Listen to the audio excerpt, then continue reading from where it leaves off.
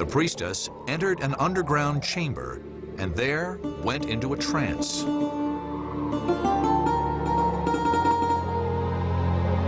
In this trance, she would give prophecies that were evocative, intriguing, and often surprisingly accurate.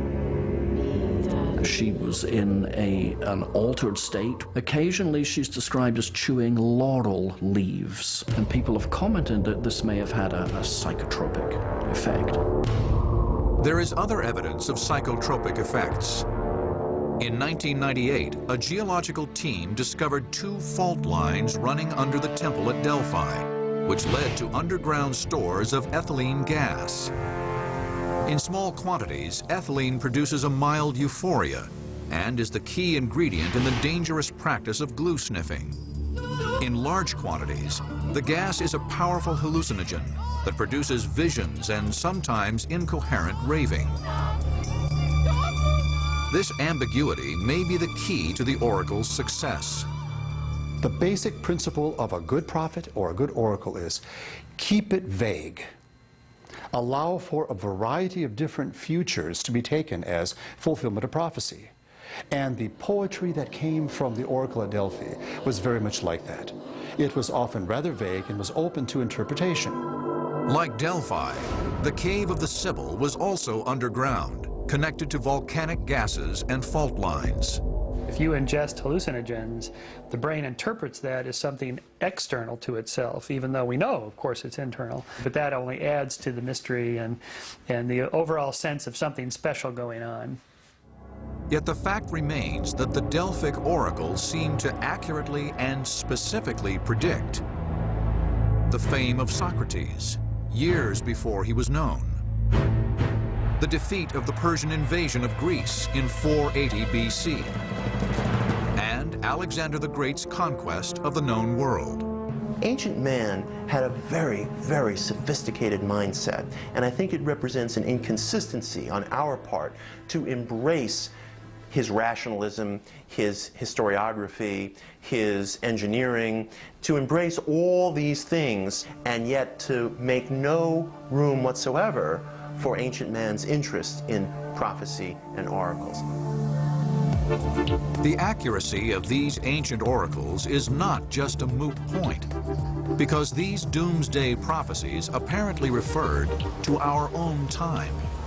And some find disturbing confirmation of the 2012 doomsday in the calendar of the ancient Mayans, which gives a far more specific timetable for apocalypse, including the year, the month, and the day. The Mayan calendar seems to say that the world will end in 2012. It's a startlingly precise prediction from a culture that took its calendar very seriously.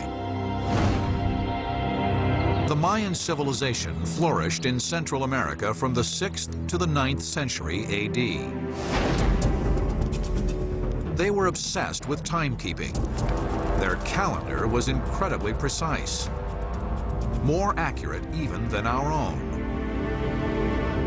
Its interlocking timescales of lunar, solar, and planetary cycles could accurately predict a solar eclipse thousands of years into the future. The Mayans were kind of like shamanic scientists, and they were obsessed with time, synchronicity, and consciousness, and they spent like 1,000 years, going back to even previous civilizations, trying to put together a model of when this big transformation was going to take place. The calendar is also prophetic. In the 8th century AD, it predicted that white-skinned, bearded gods would arrive from across the sea on March 5th, 1519. On that precise date, Cortez and his conquistadors arrived in the New World. Was it coincidence, or was the calendar prophetically accurate? The answer matters, for the Mayan calendar also predicts the end of the world as we know it, on the date that the Mayans called Hunab Ku. On the winter solstice, 2012, December 21st, the sun rises within the dark rift at the center of the Milky Way. and they call this dark rift a cosmic mother, or they also apparently refer to it as a black hole. And only in the last 5 years have Western astronomers discovered that there is actually an enormous black hole at the center of the Milky Way, which is at the center of our galaxy. Modern astronomers concur with the ancient Mayans. On December 21, 2012, the Earth will be in exact alignment with the Sun and the center of the Milky Way galaxy, a galactic event that takes place only once every 25,800 years. No one knows what effect this extraordinary alignment will have on the Earth, but the Mayans believed it would be dire. Geophysicists have a theory that is strikingly similar to the events predicted by the Mayan alignment. This phenomenon is called pole shift, in which the entire mantle of the Earth would shift in a matter of days, perhaps hours, changing the position of the North and South Pole, causing worldwide disaster. Earthquakes would rock every continent. Massive tsunamis would inundate coastal cities. It would be the ultimate planetary catastrophe. As unlikely as this theory seems, it is backed by science. Albert Einstein first suggested it in 1955. And a new study from Princeton University reveals that the poles have shifted before.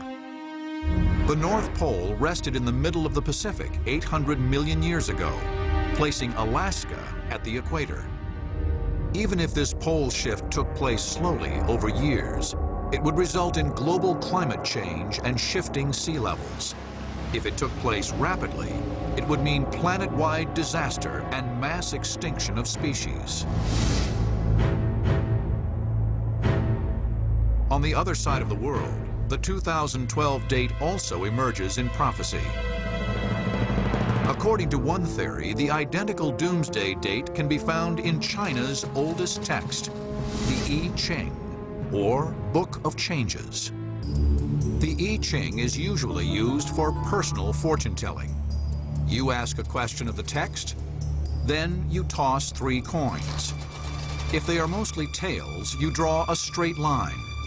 If they are mostly heads, you draw a broken line. This is repeated 6 times until the questioner has a series of 6 straight and broken lines called a hexagram. There's 64 possible combinations, and there are little texts appended to each of these hexagrams, and that gives you some reading on the future. The questioner looks up his hexagram in an index and finds a prophecy. The remarkable thing about the I Ching is that if you pose a question to this oracle, you will discover that you receive an answer that is astoundingly appropriate to the question being asked. Advice can range from relationships to travel to career guidance. But scientific rationalists counter that the evocative language of the I Ching only makes it seem accurate. But only in the past decades has the ancient I Ching become an oracle of doom. The story begins with a controversial researcher named Terence McKenna. Terence McKenna was kind of the subcultural Timothy Leary of the 1980s and 90s. He did these kind of mathematical graphings with the I Ching and turned it into a kind of map of time. Before his death in 2000,